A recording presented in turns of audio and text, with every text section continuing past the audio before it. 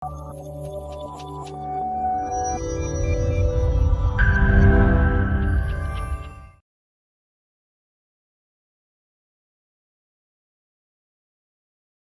terima kasih untuk waktunya. Ya, senang ketemu lagi dengan teman-teman. Mohon maaf kalau tidak bisa tiap minggu saya bergabung dengan teman-teman, ya karena ada beberapa bagian yang harus saya kerjakan. Ya, eh, hari ini kita akan bicara tentang mengasihi musuhmu. Ini bagian yang bisa dikatakan bagi orang Kristen adalah pengajaran paling berat gitu ya. Karena sebagai manusia itu kadang-kadang kita sulit sekali untuk bicara tentang mengasihi orang-orang yang sudah menyakiti kita, sudah membuat kita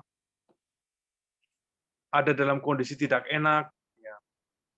Mungkin juga orang-orang yang memang bisa dikatakan tidak cocok sama kita, banyak hal yang membuat kita punya alasan untuk tidak menyukai orang, ya. Tetapi hari ini kita akan belajar tentang sesuatu yang bisa dikatakan sangat inti ya dalam kehidupan kekristenan, yaitu mengasihi musuh kita. Karena itu kita akan membaca bersama-sama eh, Lukas 6 ayat 27 sampai dengan 36.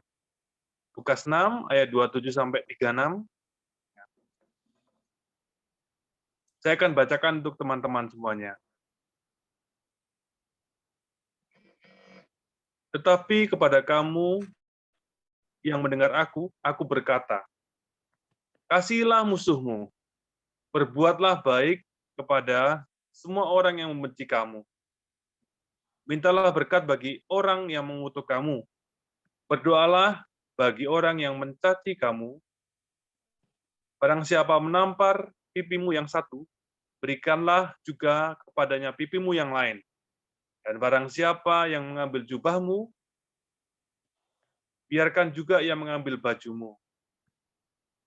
Berilah kepada setiap orang yang meminta kepadamu, dan janganlah meminta kembali kepada orang yang mengambil kepunyaanmu. Dan sebagaimana kamu kehendaki supaya orang perbuat kepadamu, perbuatlah juga demikian kepada mereka. Dan jikalau kamu mengasihi orang yang mengasihi kamu, apakah jasamu? Karena orang berdosa pun mengasihi juga orang yang mengasihi mereka. Sebab jika kamu berbuat baik kepada orang yang berbuat baik kepada kamu, oh maaf, salah. Dan jikalau kamu meminjamkan sesuatu kepada orang, karena kamu berharap akan menerima sesuatu daripadanya, apakah jasamu? Orang-orang berdosa pun meminjamkan kepada orang-orang berdosa, supaya mereka menerima kembali sama banyak. Tetapi kamu kasihanlah musuhmu, dan berbuat baik kepada mereka. Dan pinjamkanlah dengan tidak mengharap balasan. Maka upahmu akan besar, dan kamu akan menjadi anak-anak Allah yang Maha Tinggi. Sebab ia baik kepada orang yang tidak tahu berterima kasih, dan terhadap orang jahat. Hendaklah kamu murah hati, sama seperti Bapamu adalah murah hati. Eh, Teman-teman semuanya, di radio kami, ya ini saya sedang ada di studio radio, tapi saya sedang siaran di sini. Ada satu tulisan yang di belakang saya ini ya, tapi mungkin tulisannya kena mirroring gitu ya. Di sana dikatakan, sudahkah Anda mengasihi orang lain hari ini? Gitu ya. Mungkin kata-kata ini adalah kata-kata yang sangat-sangat terkenal di tahun 2000-an ketika Radio Petra itu eh, ada di di Jogja dan dikenal awal-awal dengan sebutan ini. Sudahkah Anda mengasihi orang lain hari ini? Gitu ya. Itu menjadi slogan, menjadi satu tagline yang itu kami yakini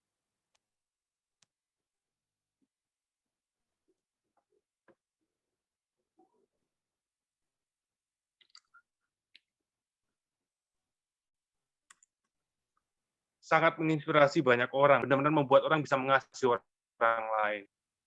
Tetapi sekali lagi rupanya mengasihi itu bukan sesuatu yang mudah. Ada banyak syarat seringkali terjadi ya ketika kita mau bicara tentang kasih. Ya.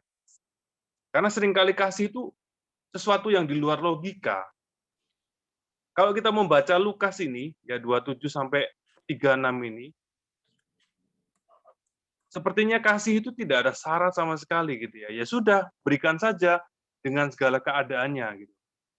Maka di radio kami itu ada satu insert ya kira-kira 3 menitan diputar gitu dari seorang motivator.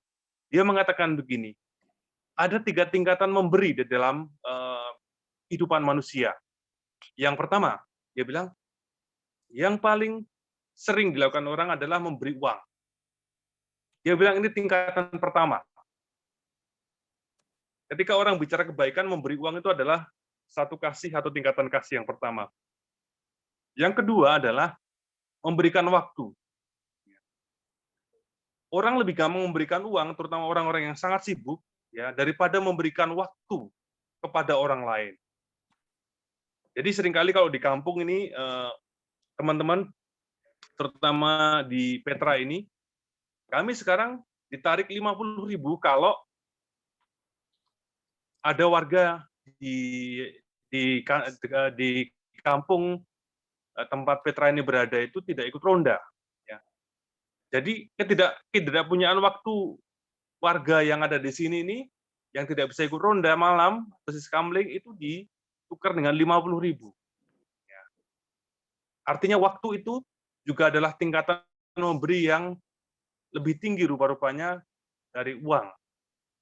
Nah, tingkatan yang paling tinggi katanya, ya, yang dikatakan oleh motivator itu adalah memberi maaf. Ya.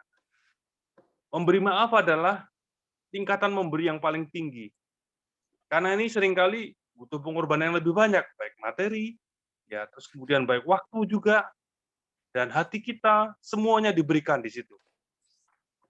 Maka maaf adalah bagian yang paling tinggi dalam tingkatan memberi, katanya. Saya berpikir dan merenung, dan memang rupa-rupanya ini bagian yang sangat menginspirasi saya, gitu ya. Seringkali ketika kita melakukan itu semuanya tidak berpikir tingkatan-tingkatan itu, walaupun itu juga bukan penilaian juga yang tepat sebenarnya, karena orang memaafkan juga bisa saja punya banyak banyak pamrih gitu ya. Tetapi dia mengatakan maaf itu adalah bagian yang paling tinggi dari memberi.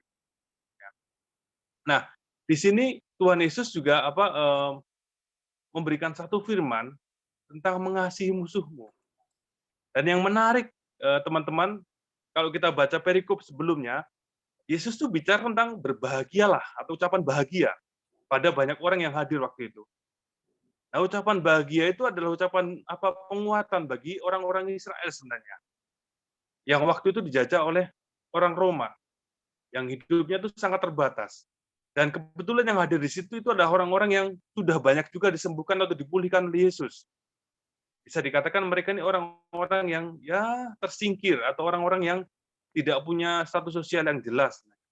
Maka ketika Yesus mengatakan berbahagialah itu adalah sebuah penghiburan yang paling besar. Dan bisa dikatakan Tuhan Yesus itu meletakkan tujuan kehidupan bagi orang-orang itu untuk menjadi berbahagia. Jadi menjadi berbahagia, menjadi bersukacita, bergembira, itu adalah tujuan dari orang-orang yang mau mendengarkan Tuhan Yesus waktu itu. Nah, tetapi kemudian disambung, tapi kalau kamu mau bahagia, ya kasihilah juga musuhmu, gitu ya. Di perikop ini, kasihanilah musuhmu juga, gitu ya. Kasihilah musuhmu. Jangan cuma berpikir tentang dirimu sendiri. Mengasihi musuh itu rupa-rupanya yang saya renungkan di sini adalah bagian untuk menjadi bahagia. Orang Kristen kalau mau bahagia, orang yang percaya sama Tuhan Yesus kalau mau bahagia, dia harus benar-benar punya kasih yang dalam, yang sejati. Seperti yang dimiliki oleh Tuhan. Saya ingat ada satu peristiwa, teman-teman, di tahun 2014, ya, satu pembunuhan terjadi. Satu orang gadis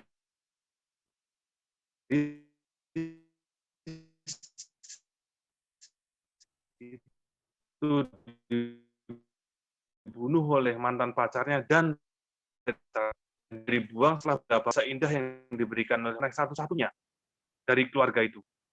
Itu tentu satu kisah yang pilu sekali, tetapi walaupun dengan menangis, ya menceritakan apa yang menjadi isi hati dia, dia bersaksi bagaimana dia mengasihi para pembunuh itu.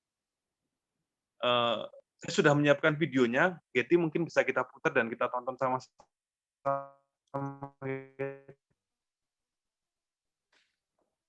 Saya sebagai orang yang percaya, yang kenal dekat sama Tuhan, saya selalu beranggapan bahwa semuanya akan menyenangkan buat saya. Tetapi ketika kami mendengar bahwa ada orang yang melakukan kejahatan kepada anak kami sehingga Sarah meninggal gitu, saya nggak percaya kenapa Tuhan dengan janjinya untuk menyertai kami, kok sampai Sarah mati terbunuh gitu. Saya menyalahkan Tuhan dan saya marah sama Tuhan. Saya tidak pernah membayangkan juga bahwa anak sematawayang kami dipanggil lebih cepat dari saya sama istri saya. Orang tua itu seperti masa lampau kita, bahwa orang tua meninggal kita masih punya harapan ke depan untuk membentuk keluarga, untuk punya anak. Tapi pada saat ditinggal anak, masa depan itu udah gak ada.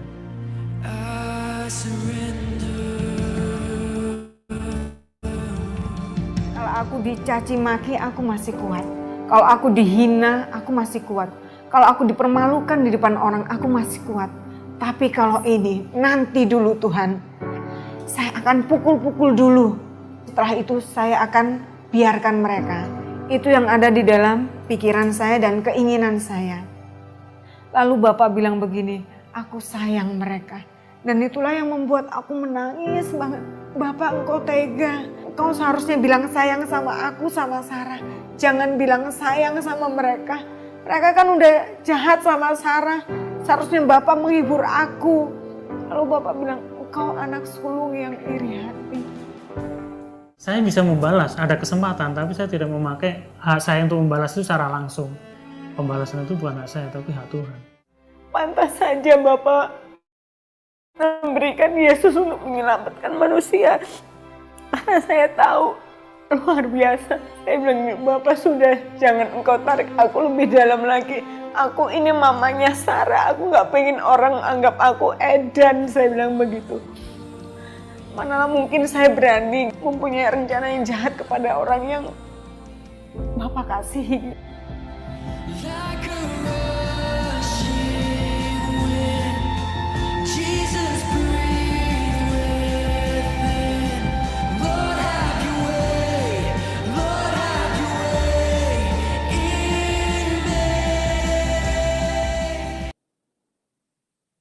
Ya, ini satu kesaksian teman-teman dari kedua orang tua gadis yang namanya Ade Sarah yang dibunuh tadi dengan sangat keji dan kejam, dan akhirnya mayatnya dibuang di daerah Jor sana di Jakarta. Waktu saya mendengarkan kesaksian ini, persis apa yang dikatakan Yesus itu terjadi pada Bapak Ibu ini, namanya Pak Suroto dan Bu Elizabeth. Luar biasa sekali kedua orang ini merefleksikan apa yang menjadi kesedihan dia, kehilangan dia, kemarahan dia dalam menghadapi kasus anaknya yang meninggal. Teman-teman bisa membayangkan ini kasus anaknya meninggal ini adalah anak yang satu-satunya. Nggak tahu apakah mereka sekarang sudah punya anak lagi atau belum, tapi saya membayangkan betapa kehilangannya seorang bapak dan ibu karena anaknya itu meninggal dan meninggalnya dibunuh lagi. Terakhir saya baca kedua pelaku pembunuhan ini akhirnya dihukum seumur hidup gitu ya. Awalnya 20 tahun terus kemudian kasasi ke MA malah dibuat seumur hidup sekarang. Mereka sekarang bisa dikatakan menjadi pembunuh yang dihukum seumur hidup yang termuda di Indonesia sekarang. Sungguh ironi teman-teman dunia ini ya. Kalau kita melihat betapa orang Kristen itu atau orang percaya itu sangat mengharapkan segala kebaikan yang luar biasa dari Tuhan. Tapi toh kejadian-kejadian yang dialami oleh Bapak Ibu tadi itu seperti di luar dugaan mereka sebagai orang yang percaya sama Tuhan. Bagaimana mereka bersaksi mereka menyembah Tuhan dengan benar, mencintai Tuhan dengan benar, kok tiba-tiba ada satu peristiwa yang mengenaskan sekali, ya, dan membuat mereka sedih. Sempat dikatakan tadi putus harapan di situ. Satu refleksi yang luar biasa juga kalau kita melihat di situ, Bu Elizabeth mengatakan, bagaimana saya bisa membenci orang yang cintai oleh Tuhan, gitu ya. Satu perspektif yang bisa dikatakan saya sendiri waktu merenungkan ini, wah ini sulit sekali. Ya, seringkali ketika kita bicara orang yang berseberangan dengan kita, bermusuhan dengan kita, itu perspektifnya bukan sekali lagi memandang dia itu orang yang dikasihi oleh Tuhan. Dia itu musuh saya. Ya. Kalau sudah berseberangan dengan saya, tidak lagi klop dengan saya, menyakiti saya, ya untuk apa saya ada di hadapan dia atau dia ada di hadapan saya lagi. Ya. Tapi ketika tadi Bu Elizabeth mengatakan saya melibatkan Tuhan di situ, dan Tuhan mengatakan kepada dia dalam hati, aku mengasihi orang-orang itu, aku mengasihi anak-anak yang sudah menjadi pelaku pembunuhan anak-anakmu itu. Bu Elizabeth itu seperti mengatakan, ya aku bisa apa lagi kalau dia dikasih oleh Tuhan, gitu. Nah, perspektif ini rupa-rupanya juga mau ditanamkan oleh Tuhan Yesus. Di ayat yang ke-35b ya dikatakan, sebab ia baik terhadap orang-orang yang tidak tahu berterima kasih dan terhadap orang-orang jahat. Tuhan mencintai semua orang. Waktu Tuhan menciptakan manusia di Taman Eden itu, dia mengatakan, sungguh amat baik. Artinya Tuhan itu sangat bangga, dan dia sangat mencintai ciptaannya itu, yang namanya manusia. Maka sebagai orang percaya, rupa-rupanya kalau kita mau ikut Yesus, bukan hanya ikut ajarannya saja, tetapi ikut jalan kehidupan Yesus juga. Di dalam kitab Yohanes dikatakan, akulah jalan kebenaran dan hidup, tidak ada seorang pun yang sampai kepada Bapa kalau tidak melalui aku. Yesus tidak memberikan pengajaran di situ, tapi Yesus menunjukkan jalan hidup. Sebagai orang percaya itu seharusnya bagaimana? Kalau kamu mau berbahagia bersama dengan aku, kalau engkau mau bergembira bersama dengan aku, kalau engkau mau bersukacita bersama dengan aku, maka ikutilah jalanku. Dan jalan yang paling berat itu adalah salib menurut saya. Yesus itu disalib dalam kondisi yang bisa dikatakan tidak bersalah, atau tidak bersalah sama sekali. Karena dia menjadi korban politik, dan akhirnya dia harus mati di kayu salib. Tapi kita lihat apa yang dikatakan Yesus. Bapa, ampunilah mereka sebab mereka tidak tahu apa yang mereka perbuat. Yesus sudah memberikan sesuatu yang paling tinggi dari kasih itu.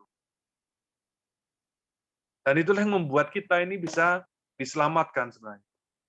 Oleh karena itu kalau kita mau mengikut Yesus, bukan hanya mengikut pengajaran itu, tapi juga mengikut jalan hidupnya dia. Saya ingat dulu ada satu kalimat yang seringkali diucapkan Pak Son ketika orang itu mau menjadi staff di Joy di awal-awal. Kalau sekarang recruiting kan kita juga sudah ada ada tes psikologinya, ada wawancara dan semuanya. Tapi katanya dulu ya staff sebelum saya itu kalau mau jadi staff itu ada pertanyaan dari Pak Son begini. Apakah kamu mengasihi Pak Son gitu? Syarat untuk menjadi staff adalah mengasihi Pak Son gitu. Tentu kalau kita mau bicara tentang kalimat itu bukan hanya sekedar saya merefleksikan bukan hanya sekedar mengasihi Pak Son yang pribadi yang seperti Pak Son sekarang ini, tapi juga mencintai semua jalannya, semua visinya dalam persekutuan Joy. Sehingga cocok ya menjadi staf di situ. Yesus juga demikian. Kalau kamu berbahagia, ya, mau bergembira dan disebut umatku, ya, kamu harus mencintai jalan yang sekarang ditempuh oleh Yesus Kristus. Yang diminta oleh Bapa, yaitu mengasihi semua orang, termasuk musuh-musuh kita. Sekali lagi, ini bukan perkara mudah. Karena seringkali ketika kita disakiti, yang maju duluan tuh perasaan kita dan pikiran kita. Bukan cinta kita kepada Tuhan. Penghormatan kita terhadap orang lain yang ada di sekitar kita itu penghormatan kita kepada Tuhan dan cintanya. Tidak terjadi sebenarnya. Ini peringatan bagi kita semuanya ya, untuk hidup terus memandang Tuhan dengan segala karyanya, ya, termasuk jalan Yesus kepada kita. Mengasihi itu adalah jalan Yesus. Ya. Supaya apa? Supaya orang berbahagia. Ada satu penafsiran ketika Yesus naik ke surga itu bukan sekedar naik ke surga saja, tetapi dia diterima kembali oleh Bapa. Ya, diterima itu artinya apa namanya? Ada kegembiraan sebenarnya dalam Yesus bahwa dia sudah menyelesaikan satu misi besar bagi kehidupan manusia ini. Ya. Diterima oleh Tuhan itu adalah kegembiraan. Ketika kita mengasihi musuh kita juga diterima oleh Tuhan. Itulah kegembiraan. Semua pengajaran tentang ucapan bahagia itu, ujung-ujungnya adalah kita bisa mengasihi musuh-musuh kita, orang-orang yang berseberangan dengan kita. Bahkan ketika kita memusuhi diri kita, karena masa lalu kita, karena apapun juga yang terjadi, itu pun juga menjadi bagian yang perlu kita ampuni. Yesus sudah memberikan pengajaran bagi kita malam ini. Sekarang, tinggal kita sendiri mau melangkah kemana. Saya tidak tahu pergumulan teman-teman sekarang, tetapi waktu saya berdoa, sebelum saya menyampaikan firman ini, saya juga memohon ampun pada Tuhan kalau mungkin saya masih menyimpan kesalahan dari orang lain yang membuat saya sendiri juga sebenarnya tertekan gitu ya. Kenapa saya harus menyimpan itu semuanya? Yang lalu sudah berlalu, gitu ya. Yang baru itu biarlah Tuhan yang berjalan bersama dengan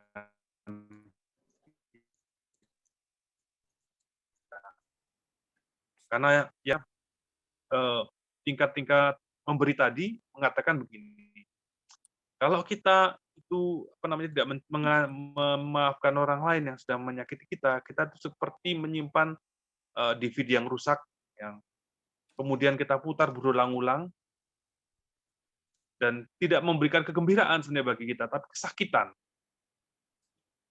Maka Tuhan sudah menawarkan bagi kita bahwa mengasihi itu adalah jalan final.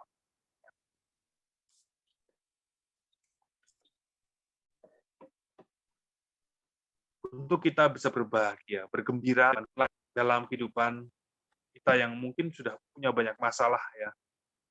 Kita bisa mengurangi dengan banyak hal, ya, dengan mengasihi orang lain, memaafkan orang lain, mencintai orang lain dengan caranya Tuhan tadi. Pertama-tama kita harus memandang semua orang itu berharga di mata Tuhan, termasuk kita. Maka ketika kita equal, ya, sejajar dengan orang lain, kita akan memandang orang lain itu adalah bagian yang dicintai Tuhan juga.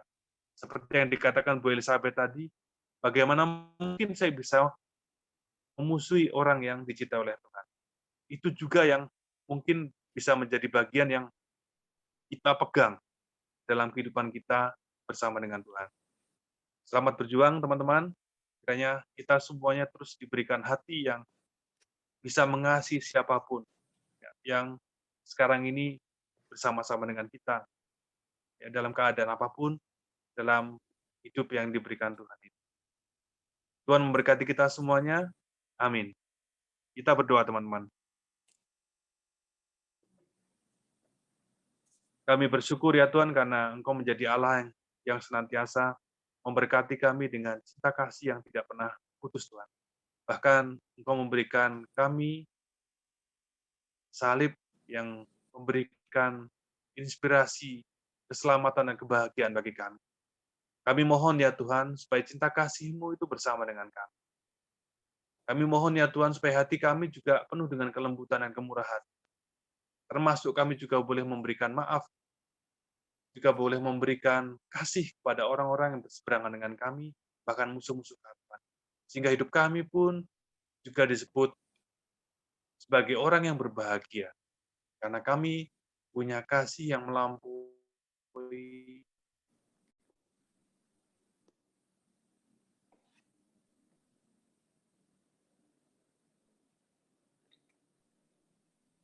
standar-standar dunia yang seringkali menyesal dengan Tuhan. Biar Yesus kami berdoa. Amin. Terima kasih.